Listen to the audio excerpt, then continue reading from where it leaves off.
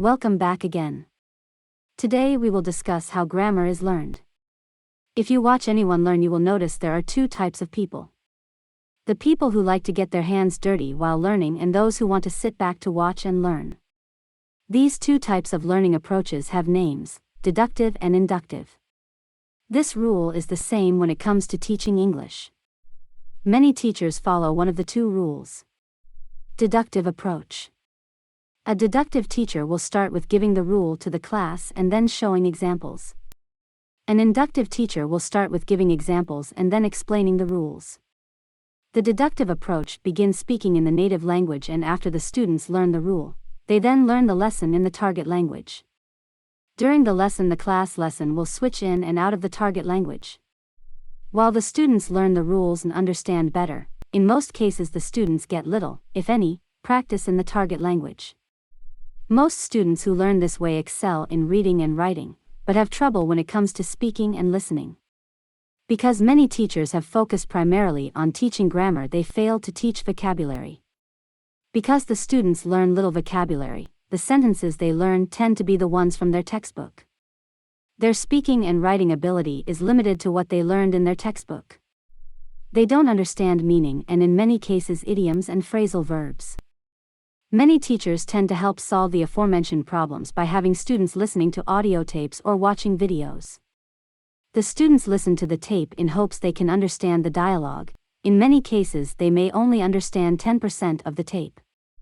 Mostly due to pronunciation of the actors on the video and the speed of the dialogue being spoken. Another problem is the lack of vocabulary instruction and the pronunciation by the teacher of the language. To show an example of this, I once took a VCR tape from England from the school library to show a class. I discovered it was hard for the students to understand because I couldn't understand what the actors were saying. It was full of slang and street language.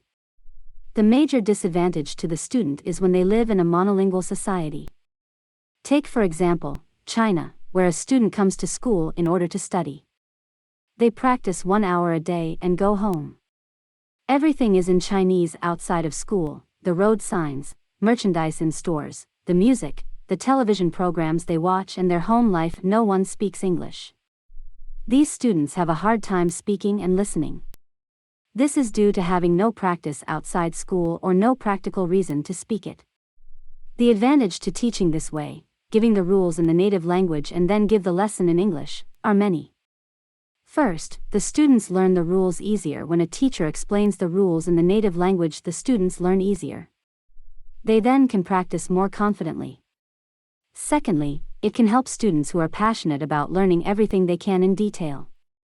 Lastly, if a teacher is prepared in their lesson plans, the teacher can answer questions easily when a question is asked. Many times the low vocabulary skills of a student may become a block when trying to explain a rule in English. While there are some advantages, there are a few disadvantages to deductive learning. Students must have a grasp of the English language before they start to learn. First, teaching students who are too young may impede their learning or cause much confusion in them. Secondly, this is very teacher-centered. The teacher must explain the rules and practice with the students who get little speaking and listening time. Thirdly, since a student needs to see a rule or word at least 8 times, many will forget the rule quickly. So the teacher must constantly review lessons so students remember easier. Lastly, it gives a false sense of learning to the student. Many students eventually believe that they need only to learn grammar. The student will be obsessed with tenses instead of learning vocabulary, listening, and other skills. Inductive approach. The other style of learning is inductive learning. To repeat what was written earlier, the teacher gives an example and then gives the rule. This is the rule where the students work and learn. The teacher writes a sentence on the board and has the class practice it. The students get to speak and listen to their teacher. The teacher then explains the sentence structure and meaning. In some cases, the students will be confused by tense or how a sentence is written, especially after they read some words that have different meanings. Students learn by having as much practice as possible.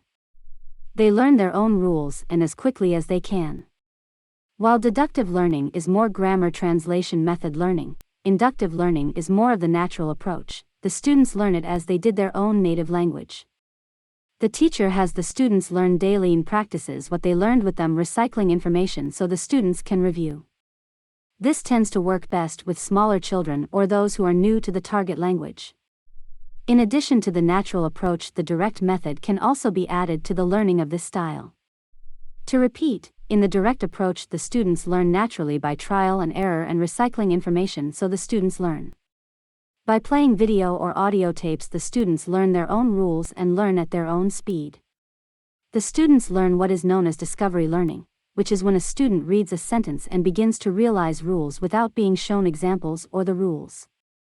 For example, the words for and since. The word for explains the amount of time a person has done something, while the word since explains when a stated activity began. Joan has been married to Keith since she graduated high school. This means when she got married. Joan has been married to Keith for 4 years. This means how long they have been married. A deductive teacher would explain that the words for and since have 2 meanings and explain the rules and show them in the sentences. If the students don't understand, he or she will explain more. The inductive teacher would write the sentences on the board as examples and have the class speak them. He would then explain the 2 meanings and give more examples so the student can discover their own rules. Let's take an example of conditional clauses. A conditional clause is a clause that says you will do something only when something else has been completed or is done. It consists of 2 parts of the sentence, a main clause and a conditional clause. We will discuss this topic in a different lesson as there are 4 conditional clauses. Example: I will not go to the wedding unless it's raining. Main clause conditional. The main clause means I will not go to the wedding. The condition, for the action to be completed, is if it is rainy. What this sentence can also mean is that the person will not go to the wedding if it's sunny.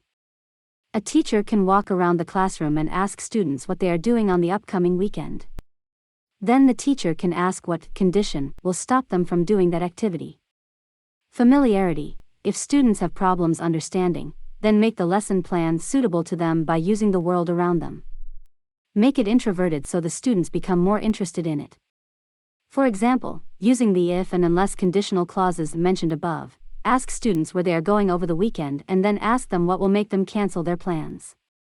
Many students will begin to understand easier. Teacher: what are you doing this weekend? Student: I'm going to the beach.